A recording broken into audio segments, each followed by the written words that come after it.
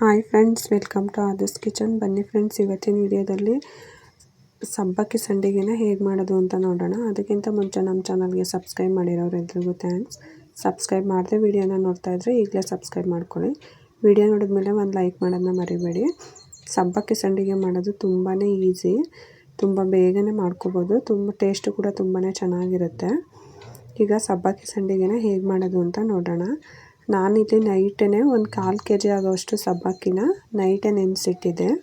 ನೀವು ಬೆಳಗ್ಗೆ ಮಾಡ್ತೀರಾ ಅಂದರೆ ನೈಟೇ ಸಬ್ಬಕ್ಕಿನ ನೆನೆಸಿಟ್ಕೋಬೇಕು.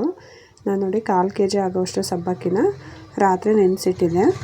ಈಗ ಅದನ್ನು ನೀಟಾಗಿ ಒಂದು ಸಲ ವಾಶ್ ಮಾಡ್ಕೊಳ್ಳೋಣ. ನಾನು ನೆನೆಸಿಡುವಾಗ ಒಂದು ಸಲ ವಾಶ್ ಮಾಡೇ ನೆನೆಸಿದ್ದೆ. ಈಗ ನೀರನ್ನು ಸೋರಿಸ್ಕೊಂಡು ನೀಟಾಗಿ ಮಿಕ್ಸಿ ಜಾರಿಗೆ ಹಾಕೊಳ್ಳೋಣ. ಇದು ಫುಲ್ಲು ನೈಸಿಗೆ ರುಬ್ಕೋಬೇಕು, ತರಿಯಾಗಿರಬಾರ್ದು. ಫುಲ್ಲು ನೈಸು ಪೇಸ್ಟಾಗಿ ರುಬ್ಕೋಬೇಕು. ನೀವು ದಪ್ಪ ಸಬ್ಬಕ್ಕಿ ಆದರೂ ತೊಗೋಬೋದು ಅಥವಾ ಮೀಡಿಯಮ್ ಸಬ್ಬಕ್ಕಿ ಆದರೂ ತೊಗೋಬೋದು, ಯಾವುದಾದ್ರೂ ತೊಗೊಳ್ಳಿ. ನಾನು ಮೀಡಿಯಮ್ ಸಬ್ಬಕ್ಕಿನ ತೊಗೊಂಡಿದ್ದೆ. ಇದಕ್ಕೆ ಸ್ವಲ್ಪ ನೀರನ್ನು ಸೇರಿಸ್ಕೊಂಡು, ಅಂದರೆ ರುಬ್ಬಕ್ಕೆ ಎಷ್ಟು ಬೇಕೋ ಅಷ್ಟು ನೀರನ್ನು ಸೇರಿಸ್ಕೊಂಡು ಫುಲ್ಲು ನೈಸಿಗೆ ರುಬ್ಕೋಬೇಕು. ತರಿಯಾಗಿ ರುಬ್ಕೋಬೇಡಿ, ಫುಲ್ಲು ನೈಸಿಗೆ ರುಬ್ಕೋಬೇಕು. ನೀವು ಲೋಟದಲ್ಲಿ ಅಥವಾ ಬಟ್ಲಲ್ಲಿ ಯಾವುದ್ರಲ್ಲಾದ್ರೂ ಮೆಜರ್ಮೆಂಟ್ ಮಾಡ್ಕೊಂಡು ಸಬ್ಬಕ್ಕಿನ ಸೇರಿಸ್ಕೊಳ್ಳಿ. 1 ಬಟ್ಲು ಸಬ್ಬಕ್ಕಿಗೆ 4 ಬಟ್ಲಷ್ಟು ನಾವು ರುಬ್ಬಕ್ಕೆ ಸೇರಿಸ್ಕೊಂಡಿರೋದನ್ನ ಸೇರಿ 4 ಬೌಲಷ್ಟು ನೀರು ಬೇಕಾಗುತ್ತೆ. ನಾನು ನೋಡಿ ಫುಲ್ಲು ನೈಸ್ ಪೇಸ್ಟಾಗಿ ರುಬ್ಕೊಂಡಿದ್ದೀನಿ. ನಾನು ಈ ಬಟ್ಲಲ್ಲಿ 1 ಬಟ್ಲಷ್ಟು ಸಬ್ಬಕ್ಕಿನ ತೊಗೊಂಡಿದ್ದೆ. ಇದರಲ್ಲಿ ನಾನು ರುಬ್ಕೊಳ್ಳೋಕ್ಕೆ 1 ಬಟ್ಲಷ್ಟು ನೀರನ್ನು ಸೇರಿಸಿದ್ದೀನಿ. ಈಗ ನಾನು ಹಿಟ್ಟಿಗೆ 3 ಬಟ್ಲಷ್ಟು ನೀರನ್ನು ಸೇರಿಸ್ತಾ ಇದ್ದೀನಿ.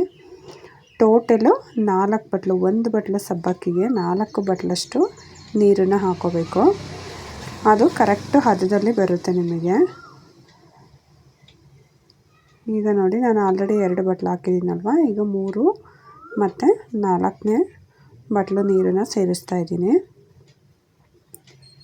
ಈ ಅಳತೆ ಪ್ರಮಾಣದಲ್ಲಿ ಮಾಡಿದ್ರೆ ನಿಮಗೆ ಹದ ತುಂಬ ಕರೆಕ್ಟಾಗಿ ಬರುತ್ತೆ. ಇದನ್ನು ಚೆನ್ನಾಗಿ ಒಂದು ಸಲ ಮಿಕ್ಸ್ ಮಾಡ್ಕೊಳ್ಳಿ.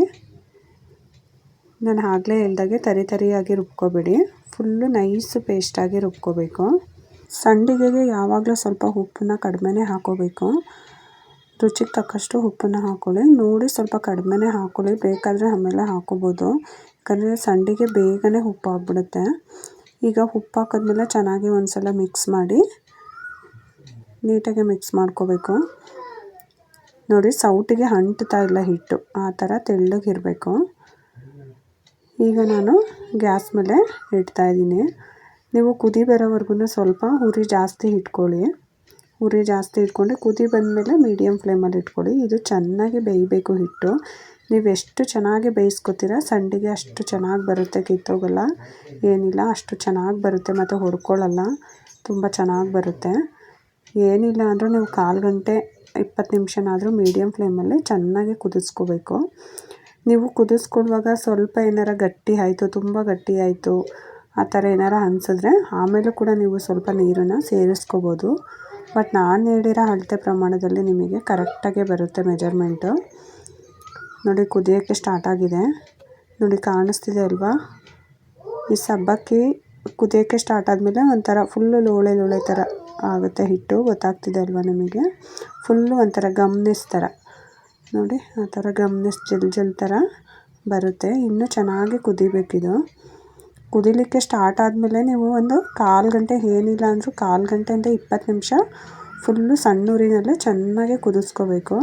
ಆಗ ನಿಮಗೆ ಸಂಡಿಗೆ ಹೊಡ್ಕೊಳ್ಳೋದು ಇಲ್ಲ ಮತ್ತು ಪುಡಿ ಕೂಡ ಆಗಲ್ಲ, ಅಷ್ಟು ಚೆನ್ನಾಗಿ ಬರುತ್ತೆ. ಈ ಥರ ಚೆನ್ನಾಗಿ ಮಿಕ್ಸ್ ಮಾಡ್ತಾನೇ ಇರಬೇಕು. ನೀವು ತಿರುಗಿಸೋದು ಬಿಟ್ಬಿಟ್ರೂ ತಳ ಹಿಡಿದ್ಬಿಡುತ್ತೆ. ನೀಟಾಗಿ ಮಿಕ್ಸ್ ಮಾಡ್ತಾನೇ ಇರಿ. ನೋಡಿ, ಸೌಟಿಗೆ ಈ ಥರ ನೀಟಾಗಿ ಅಂಟ್ಕೊಂಡಿರಬೇಕು ಹಿಟ್ಟು. ಕುದಿಲಿಕ್ಕೆ ಸ್ಟಾರ್ಟ್ ಆದಮೇಲೆ ಕೈಯೆಲ್ಲ ಒಂದು ಲೇರಿಂಗ್ ಅಂದರೆ ಅದು ಲೈನ್ ಕಾಣಿಸ್ಬೇಕು. ಆಗ ನಿಮಗೆ ಅಳತೆ ಕರೆಕ್ಟಾಗಿದೆ ಅಂತ. ತೆಳ್ಳಗೂ ಆಗಿಲ್ಲ, ಗಟ್ಟಿಗೂ ಕೂಡ ಆಗಿಲ್ಲ, ಕರೆಕ್ಟಾಗಿದೆ. ನಾನು ಏನೂ ಹಾಕಿಲ್ಲ, ಬರೀ ಉಪ್ಪನ್ನಷ್ಟೇ ಹಾಕ್ಕೊಂಡು ಚೆನ್ನಾಗಿ ಕುದಿಸ್ಕೊತಾ ಇದ್ದೀನಿ. ನೋಡಿ, ಗೊತ್ತಾಗ್ತಿದೆ ಅಲ್ವಾ? ಆ ಥರ ಸ್ವಲ್ಪ ಒಂದು ಲೇರು ಅಂಟ್ಕೋಬೇಕು ಸೌಟಿಗೆ. ನೋಡಿ, ನೀಟಾಗಿ ಜಲ್ ಥರ ಎಷ್ಟು ಚೆನ್ನಾಗಿ ಬಂದಿದೆ ಅಲ್ವಾ? ಈ ಥರ ಚೆನ್ನಾಗಿ ಬೇಯಬೇಕು ಹಿಟ್ಟು. ನೀವು ಹಿಟ್ಟನ್ನ ಎಷ್ಟು ಚೆನ್ನಾಗಿ ಬೇಯಿಸ್ಕೊತೀರ ಅಷ್ಟು ಚೆನ್ನಾಗಿ ಬರುತ್ತೆ ಸಂಡಿಗೆ. ಆದರೆ ಮಿಕ್ಸ್ ಮಾಡ್ತಾನೇ ಇರಬೇಕು. ನೀವು ತಿರುಗಿಸೋದು ಬಿಡಬೇಡಿ, ತಿರುಗಿಸೋದು ಬಿಟ್ಟರೆ ತಳ ಹಿಡಿದ್ಬಿಡುತ್ತೆ. ಇದು ಚೆನ್ನಾಗಿ ಕುದಿಬೇಕು. ಫುಲ್ಲು ಗಮ್ ಗಮ್ ಜಲ್ ಥರ ಆಗುತ್ತದು. ಅಲ್ಲಿವರೆಗೂ ಚೆನ್ನಾಗಿ ಕುದಿಸ್ಕೊಳ್ಳಿ. ನೋಡಿ ಕಾಣಿಸ್ತಿದೆ ಅನ್ಸುತ್ತೆ ನಿಮಗೆ ವಿಡಿಯೋದಲ್ಲಿ. ಫುಲ್ಲು ಜಲ್ ಥರ ಎಷ್ಟು ಚೆನ್ನಾಗಿ ಬರ್ತಾಯಿದೆ ಅಲ್ಲ, ಇಷ್ಟು ಕುದಿಬೇಕು. ಈಗ ಚೆನ್ನಾಗಿ ಕುದ್ದಿದೆ. ಇಷ್ಟು ಹಿಟ್ಟು ಬೆಂದರೆ ಸಾಕು. ಈಗ ನಾನು ಸ್ವಲ್ಪ ಕರಿಬೇವಿನ ಸೊಪ್ಪನ್ನು ಚೆನ್ನಾಗಿ ಸಣ್ಣದಾಗಿ ಕಟ್ ಮಾಡಿ ಹಾಕ್ಕೊತಾ ಇದ್ದೀನಿ. ಮತ್ತು ಚಿಲ್ಲಿ ಫ್ಲೇಕ್ಸ್ನ ಹಾಕ್ಕೊತಾ ಇದ್ದೀನಿ. ಚಿಲ್ಲಿ ಫ್ಲೇಕ್ಸ್ ನಿಮ್ಮ ಹತ್ರ ಇಲ್ಲ ಅಂದರೆ ಒಣಮೆಣ್ಸಿನ್ಕಾಯಿನೇ ದಪ್ಪಕ್ಕೆ ಪೌಡ್ರ್ ಮಾಡಿ ಸೇರಿಸ್ಕೊಳ್ಳಿ. ನಾವು ಚಿಲ್ಲಿ ಪೌಡ್ರನ್ನೂ ಹಾಕೋಬೋದು, ಚಿಲ್ಲಿ ಪೌಡ್ರನ್ನ ಸೇರಿಸ್ಕೋಬೋದು, ಏನು ತೊಂದರೆ ಇಲ್ಲ. ಬಟ್ ಅದು ದಪ್ಪಕ್ಕೆ ಪೌಡ್ರ್ ಮಾಡಿ ಹಾಕಿದಾಗ ಮೇಲೆಲ್ಲ ಸಂಡಿಗೆಲ್ಲಿ ಚೆನ್ನಾಗಿ ಕಾಣುತ್ತೆ ಅನ್ನೋದಕ್ಕೋಸ್ಕರ ಆ ಥರ ಹಾಕೋಬೇಕು. ಮತ್ತು ನಾನಿಲ್ಲಿ ಜೀರಿಗೆನ ಸೇರಿಸ್ತಾ ಇದ್ದೀನಿ. ನಾನು ಎಲ್ಲ ಇಲ್ಲಿ ಲಾಸ್ಟಿಗೆ ಹಾಕ್ಕೊತಾ ಇದ್ದೀನಿ. ನಾವು ಫಸ್ಟೇ ಹಾಕೊಂಡ್ಬಿಟ್ರೆ ಆ ಕರಿಬೇವಿನ ಸೊಪ್ಪು ಫ್ಲೇವರ್ ಎಲ್ಲ ಬಿಟ್ಕೊಂಡು ಅಷ್ಟು ರುಚಿ ಅನಿಸಲ್ಲ. ಅದು ಹಸಿ ಥರ ಇದ್ದಾಗಲೇ ಚೆನ್ನಾಗಿ ಅನಿಸುತ್ತೆ ಜೀರಿಗೆ ಎಲ್ಲ. ಹಾಗಾಗಿ ನಾನೆಲ್ಲ ಲಾಸ್ಟಿಗೆ ಹಾಕ್ಕೊಂಡು ಈಗ ಗ್ಯಾಸ್ನ ಆಫ್ ಮಾಡ್ಕೊತಾ ಇದ್ದೀನಿ. ಎಲ್ಲ ಹಾಕಿದ್ಮೇಲೆ ಒಂದು 2-3 ನಿಮಿಷ ಆದಮೇಲೆ ಗ್ಯಾಸ್ನ ಆಫ್ ಮಾಡ್ಕೊಳ್ಳಿ. ಇದು ಕಂಪ್ಲೀಟಾಗಿ ತಣ್ಣಗೆ ಆಗಬೇಕು ಹಿಟ್ಟು. ಮತ್ತು ಈ ಸಂಡಿಗೆನ ಬಟ್ಟೆ ಮೇಲೆ ಕೂಡ ಹಾಕೋಬಾರ್ದು ನೀವು. ಪ್ಲಾಸ್ಟಿಕ್ ಪೇಪರ್ ಮೇಲೇ ಹಾಕೊಳ್ಳಿ, ಚೆನ್ನಾಗಿ ಬರುತ್ತೆ. ಬಟ್ಟೆ ಮೇಲೆಲ್ಲ ಹಾಕ್ಕೊಂಡ್ರೆ ತೆಗಿಯೋಕ್ಕೆ ಬರೋಲ್ಲ, ಕಿತ್ತೋಗ್ಬಿಡುತ್ತೆ. ನೋಡಿ ಈಗ ಕಂಪ್ಲೀಟಾಗಿ ತಣ್ಣಗೆ ಆಗಿದೆ. ಬಿಸಿ ಹಾಕಬಾರ್ದು. ಪ್ಲಾಸ್ಟಿಕ್ ಪೇಪರ್ ಮೇಲೆ ಹಾಕೋದ್ರಿಂದ ಫುಲ್ಲು ತಣ್ಣಗೆ ಆಗಬೇಕು. ನೋಡಿ ನಾನು ಒಂದು ಚಾಪೆನ ಹಾಕ್ಬಿಟ್ಟು ಚಾಪೆ ಮೇಲೆ ಪ್ಲಾಸ್ಟಿಕ್ ಪೇಪರ್ನ ಹಾಕಿದ್ದೀನಿ. ಸ್ವಲ್ಪ ತಿಕ್ಕಾಗಿರೋ ಅಂಥ ಪ್ಲಾಸ್ಟಿಕ್ ಪೇಪರ್ ಮೇಲೇ ಹಾಕ್ಕೊಳ್ಳಿ. ಈಗ ಸ್ವಲ್ಪ 1 ಸ್ಪೂನಷ್ಟು ಹಿಟ್ಟನ್ನು ಹಾಕಿ ಈ ಥರ ನೀಟಾಗಿ ನೋಡಿ ಸೌಟಲ್ಲಿ ನೀವು ಸ್ಪ್ರೆಡ್ ಮಾಡಿದಷ್ಟು ಅದು ಸ್ಪ್ರೆಡ್ ಆಗುತ್ತೆ. ನೋಡಿ ಎಷ್ಟು ಚೆನ್ನಾಗಿ ಬರ್ತಿದೆ. ನೀವು ಎಷ್ಟು ಅಗಲ ಬೇಕಾದ್ರೂ ಹಾಕೋಬೋದು. ಇದನ್ನು ಸ್ವಲ್ಪ ಕೂಡ ಕಿತ್ತೋಗಲ್ಲ, ಅಷ್ಟು ಚೆನ್ನಾಗಿ ಬರುತ್ತೆ. ನೀವು ಬಟ್ಟೆ ಮೇಲೆ ಹಾಕಿದ್ರೆ ಅದು ಮತ್ತೆ ಬಟ್ಟೆನ ನೆನೆಸಿ ತೆಗೆಯುವಾಗ ಅದು ಅಷ್ಟು ಚೆನ್ನಾಗಿ ಬರಲ್ಲ. ಹಾಗಾಗಿ ಪೇಪರ್ ಮೇಲೇ ಹಾಕೊಳ್ಳಿ. ತುಂಬಾ ಸುಲಭ ಮಾಡೋದು. ಮತ್ತು ಜಾಸ್ತಿ ಇಂಗ್ರೀಡಿಯೆಂಟ್ಸು ಇಲ್ಲ ನಿಮಗೆ, ಬರೀ ಸಬ್ಬಕ್ಕಿ ಇದ್ರೇ ಸಾಕು. ನೋಡಿ ನಿಮಗೆ ಯಾವ ಸೈಜಿಗೆ ಬೇಕೋ ಆ ಸೈಜಿಗೆ ಸಂಡಿಗೆನ ಹಾಕೋಬೋದು. ನೀವಿಲ್ಲ ದಪ್ಪ ಬೇಕಾದರೂ ಹಾಕೋಬೋದು, ಫುಲ್ಲು ತೆಳ್ಳಗೆ ಬೇಕಾದ್ರೂ ಹಾಕೋಬೋದು. ನಿಮಗೆ ಯಾವ ಥರ ಇಷ್ಟ ಆ ಥರ ಹಾಕ್ಕೊಳ್ಳಿ. ತೆಳ್ಳಗೆ ಬೇಕಂದರೆ ತೆಳ್ಳಗೆ ಹಾಕ್ಕೊಳ್ಳಿ, ದಪ್ಪ ಬೇಕಂದರೆ ದಪ್ಪ ಹಾಕ್ಕೊಳ್ಳಿ. ನೋಡಿ ನಾನು ಎಲ್ಲ ಸಂಡಿಗೆನೂ ಪೇಪರ್ ಮೇಲೆ ಹಾಕಿದ್ದೀನಿ. 1/4 kg ಸಬ್ಬಕ್ಕಿಗೆ ನೋಡಿ ಇಷ್ಟು ಸಂಡಿಗೆ ಆಗಿದೆ. ತುಂಬ ಚೆನ್ನಾಗೇ ಒದಗುತ್ತೆ ಸಬ್ಬಕ್ಕಿ ಸಂಡಿಗೆ. ನೀವು ಒಂದ್ಸಲ ಮಿಸ್ ಮಾಡದೆ ಟ್ರೈ ಮಾಡಿ. ಇವಾಗಂತೂ ತುಂಬಾ ಬಿಸಿಲಿರೋದ್ರಿಂದ ಒಂದಿನಕ್ಕೆಲ್ಲ ಸಂಡಿಗೆ ಒಣಗಿಬಿಡುತ್ತೆ. ಆರಾಮಾಗೆ ಮಾಡ್ಕೋಬೋದು. ಈ ವರ್ಷ ಅಂತೂ ಬಿಸಿಲು ತುಂಬಾ ಜಾಸ್ತಿ ಇದೆ.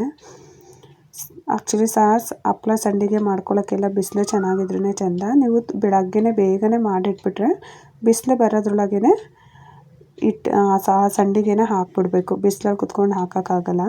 ಬಿಸಿಲು ಬರೋದ್ರೊಳಗೇ ಹಾಕ್ಬಿಡಿ. ನೋಡಿ ಸಂಜೆ ನೀಟಾಗಿ ಒಣಗಿದೆ ಸಂಡಿಗೆ. ನೋಡಿ ಎಷ್ಟು ಚೆನ್ನಾಗಿ ಬರ್ತಿದೆ ಪೇಪರ್ ಮೇಲೆ ಕಾಣಿಸ್ತಿದೆ ಅಲ್ವಾ. ನಾನು ಸ್ವಲ್ಪ ತೆಳ್ಳಗೇ ಹಾಕಿದ್ದೆ, ನೀವು ಬೇಕಂದರೆ ದಪ್ಪ ಕೂಡ ಹಾಕೋಬೋದು. ನೋಡಿ ಚಿಲ್ಲಿ ಫ್ಲೇಕ್ಸ್ ಇದೆಲ್ಲ ಮೇಲೆ ಚೆನ್ನಾಗಿ ಕಾಣಿಸ್ತಾ ಇದೆ ಸಂಡಿಗೆಗೆ, ಅದಕ್ಕೋಸ್ಕರ ನಾನು ಹಾಕ್ತೆ. ಇಲ್ಲಾಂದರೆ ನೀವು ಬೇಕಾದ್ರೆ ಚಿಲ್ಲಿ ಪೌಡ್ರನ್ನು ಕೂಡ ಹಾಕೋಬೋದು. ಈ ಥರ ನೀಟಾಗಿ ಒಂದೊಂದೇ ಸಂಡಿಗೆನ ನೀಟಾಗಿ ತೆಕ್ಕೊಳ್ಳಿ. ಪೇಪರ್ ಮೇಲೆ ಏನು ಕಿತ್ತೋಗೋಲ್ಲ, ನಿಧಾನಕ್ಕೆ ತೆಕ್ಕೋಬೇಕು. ಒಂದಂತೂ ಸ್ವಲ್ಪ ಹಸಿ ಇದೆ, ನಾನು ಮತ್ತೆ ನೆಕ್ಸ್ಟ್ ಡೇ ನಾಳೆ ಬಿಸಿಲಿಗೆ ಒಣಗಾಕ್ತೀನಿ. ಒಂದೊಂದು ಕಂಪ್ಲೀಟಾಗಿ ಒಣಗಿದೆ, ಒಂದೊಂದು ದಪ್ಪ ಆಗಿರೋದು ಸ್ವಲ್ಪ ಇನ್ನೂ ಹಸಿ ಇದೆ. ಈ ಥರ ಪೇಪರ್ ಮೇಲಿಂದ ಅವತ್ತೇ ಸಂಜೆನೇ ತೆಗೆದು ಬಿಡಬೇಕು. ನೀವು ಬೆಳಗ್ಗೆ ಹಾಕಿದ್ರೆ ಸಂಜೆ ಅಷ್ಟೊತ್ತಿಗೆ ಪೇಪರಿಂದ ತೆಗೆದುಬಿಡಿ. ಒಣಗಿಲ್ಲ ಅಂದರೆ ಮತ್ತೆ ನೆಕ್ಸ್ಟ್ ಡೇಗೆ ಬಟ್ಟೆ ಮೇಲೆ ಎಲ್ಲಾದ್ರೂ ಹಾಕಿ ಒಣಗಾಕ್ಬೋದು. ನೋಡಿ ಎಷ್ಟು ಚೆನ್ನಾಗಿ ಬಂದಿದೆ. 1/4 kg ಸಬ್ಬಕ್ಕಿಗೆ ಎಷ್ಟು ಸಂಡಿಗೆ ಆಗಿದೆ ನೋಡಿ. ಎಷ್ಟು ತೆಳ್ಳಗೆ ಟ್ರಾನ್ಸ್ಪರೆಂಟಾಗಿ ಚೆನ್ನಾಗಿ ಬಂದಿದೆ. ಟೇಸ್ಟು ಕೂಡ ಅಷ್ಟೇ ಚೆನ್ನಾಗಿರುತ್ತೆ. ನಾನು ಆಲ್ರೆಡಿ ಒಣಗಿರೋ ಅಂಥದ್ದನ್ನು ಎಣ್ಣೆಗೆ ಹಾಕಿ ತೋರಿಸ್ತಾ ಇದ್ದೀನಿ. ನೋಡಿ ಚೆನ್ನಾಗಿ ಬರ್ತಾಯಿದೆ, ತುಂಬ ತೆಳ್ಳಗೆ ಬಂದಿದೆ. ನಿಮಗೆ ಬೇಕಂದರೆ ಇನ್ನೊಂದು ಸ್ವಲ್ಪ ದಪ್ಪ ಕೂಡ ಹಾಕೋಬೋದು. ತುಂಬಾ ಸುಲಭವಾಗಿ ಸಬ್ಬಕ್ಕಿ ಸಂಡಿಗೆನ ಮಾಡ್ಕೋಬೋದು ಮತ್ತು ಒಬ್ಬರೇ ಮಾಡ್ಕೋಬೋದು. ಇದಕ್ಕೇನು ಜನ ಇರಬೇಕು ಮಾಡ್ಕೊಳ್ಳೋಕ್ಕೆ ಅನ್ನೋ ಥರ ಏನಿಲ್ಲ. ಮತ್ತು ಚೆನ್ನಾಗಿ ಒದಗುತ್ತೆ ಕೂಡ. ನೋಡಿ ಎಷ್ಟು ಚೆನ್ನಾಗಿ ಬರ್ತಿದೆ ಅಲ್ವಾ. ಟೇಸ್ಟೂ ಅಷ್ಟೇ ಚೆನ್ನಾಗಿರುತ್ತೆ. ನೀವು ಒಂದು ಸಲ ಮಿಸ್ ಮಾಡದೆ ಈ ಸಬ್ಬಕ್ಕಿ ಸಂಡಿಗೆನ ಮಾಡ್ಕೊಳ್ಳಿ. ಹೇಗಿತ್ತು ಅಂತ ಕಮೆಂಟ್ ಮಾಡಿ ತಿಳಿಸಿ. ವಿಡಿಯೋ ಇಷ್ಟ ಆಗಿದರೆ ನಿಮ್ಮ ಫ್ಯಾಮಿಲಿ ಫ್ರೆಂಡ್ಸ್ಗೆ ಕೂಡ ಶೇರ್ ಮಾಡಿ. ಮತ್ತೆ ಒಂದು ಹೊಸ ರೆಸಿಪಿ ಜೊತೆ ಮುಂದಿನ ವಿಡಿಯೋದಲ್ಲಿ ಸಿಗ್ತೀನಿ. Thank you for watching. ಈ ವಿಡಿಯೋ ನಿಮಗೆ ಇಷ್ಟ ಆಗಿದ್ರೆ ಲೈಕ್ ಮಾಡಿ, ಶೇರ್ ಮಾಡಿ, ಸಬ್ಸ್ಕ್ರೈಬ್ ಮಾಡಿ, ಮತ್ತೆ ಬೆಲ್ ಹೊಡೆಯೋದನ್ನ ಮರಿಬೇಡಿ.